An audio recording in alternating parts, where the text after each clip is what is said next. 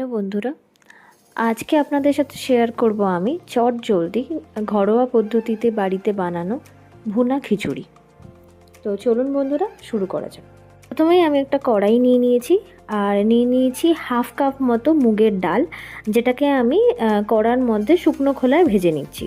মোটামুটি হালকা ভাজা হয়ে গেলে দেখবেন ডাল থেকে একটা হালকা খুব সুগন্ধ ছাড়ছে, সেটাকে আমি একটা বাটিতে নামিয়ে নিয়েছি। বেসিক্যালি আমি এখানে বাটিতে নয়, আমি পরিমাণ মতো চাল নিয়েছিলাম, মানে হাফ কাপ ডাল, সাথে নিয়েছিলাম আমি 2 কাপ চাল, আর নিয়েছিলাম 1 কাপ মসুরের ডাল।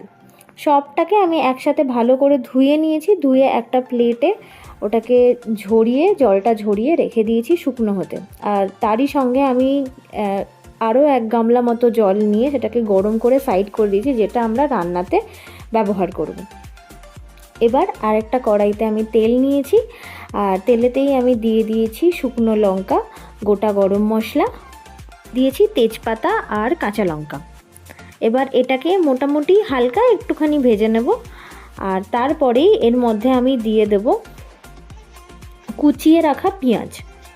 এখানে আমি মোটামুটি একটা গোটা পেঁয়াজ ইউজ করেছি। আপনাদের যদি পরিমাণটা বেশি থাকে তাহলে পেঁয়াজটা আরেকটু বাড়িয়ে নেবেন। মোটামুটি ভালো করে ভেজে নেব, লাল লাল করে ভাজবো। আর তারপরেই এর মধ্যে আমি দিয়ে দেব হলুদ গুঁড়ো, লঙ্কা গুঁড়ো। এখানে লঙ্কা গুঁড়োর পরিমাণটা আমি বেশি দিয়েছি। আর সাথে দিয়েছি অল্প হাফ চামচ মতো জিরে গুঁড়ো আর হাফ চামচ মতো ধনে গুঁড়ো। এবার সম্পূর্ণ মশলাটাকে আমি ভালো করে কষিয়ে নিচ্ছি গরম জল ব্যবহার করে। মোটামুটি ভালোভাবে লঙ্কাটা ভাজা হয়ে গেলে ওর মধ্যে আমি দিয়ে দিয়েছি গোটা একটা টমেটো, যেটাকে আমি কুচিয়ে রেখেছিলাম আগে থাকতে। আর টমেটোটা যাতে মশলার সাথে ভালোভাবে মিশে যায়, এই সময়তেই আমি ব্যবহার করছি পরিমাণ মতো নুন। ভালো করে মিশিয়ে নিয়ে আমি এটার মধ্যে দিয়েছি 1 ইঞ্চি মতো আদা নিয়েছিলাম আমি, যেটাকে আমি কুচিয়ে নিয়েছি। আপনারা কোচাতে পারেন, গ্রেডও করতে পারেন, যেটা আপনাদের সুবিধা মনে হবে। আমি এখানে কুচিয়ে নিয়ে এটাকে গ্রেড করে নিয়েছিলাম, দিয়ে ওপর থেকে দিয়ে দিয়েছি। আর সাথে দিয়েছি একটুখানি জল, যাতে আমি কষাতে পারি। আর যেহেতু এটা ভুনা খিচুড়ি, তাই আমি এতে ইউজ করেছি একটুখানি চিকেন, যেটা আমার কাছে আগে থাকতে ছিল, না থাকলে নাও দিতে পারেন। আমি ব্যবহার করছি, তাতে খানিকটা পরিমাণ টেস্ট একটু বৃদ্ধি পায়। যাই হোক, এরপরে আমি এই মশলাটা কষা হয়ে যাওয়ার সঙ্গে সঙ্গে এর মধ্যে দিয়ে দিয়েছি আমার আগে থাকতে ডাল চাল, যেটা আমরা ধুয়ে রেখেছিলাম, শুকনো করতে রেখেছিলাম, সেটা আমি এটার মধ্যে দিয়ে দিচ্ছি। দিয়ে ভালো করে মিশিয়ে নিয়েছি। দেখতেই পারবেন আমি এখানে দু ভাগে আর কি পুরো জিনিসটাকে মিশিয়েছি, কারণ আমার পক্ষে একটু অসুবিধাই হচ্ছিল মেশাতে। যাই হোক, মিশিয়ে নিয়েছি। ভালো করে মেশানোর পর এর মধ্যে আমি একটু গরম জল ব্যবহার করে পুরো জিনিসটাকে, মানে পুরো মশলাটার সাথে ডাল চাল যেটা ছিল সেটাকে ভালো মতো মিশিয়ে নিচ্ছি।